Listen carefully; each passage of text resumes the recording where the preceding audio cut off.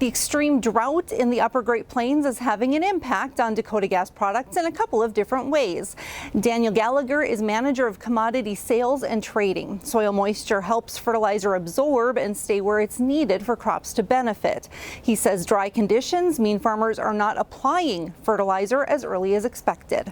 In fact, between the months of January and March, NOAA has stated that this is one of the driest periods in approximately 125 years.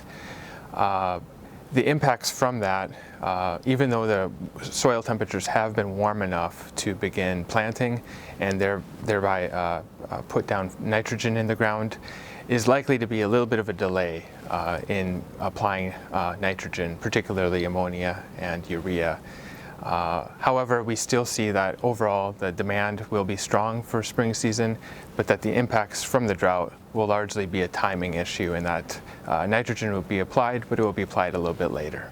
The dry conditions also led to a major railroad fire. In early April, a local landowner dumped some ashes which started the fire and destroyed this large bridge. This halted all incoming and outgoing trains from the Great Plains Synfuels plant. Since no fertilizer shipments were scheduled, those products were mostly unaffected. All of the fuel and chemical traffic was at a halt until the bridge was replaced.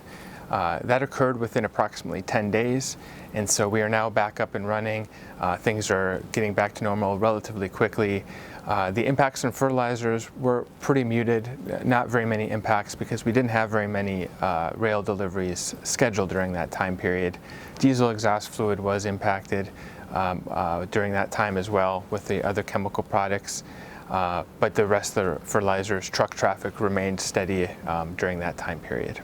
Because diesel exhaust fluid rail cars weren't being shipped, the plant switched to producing more urea.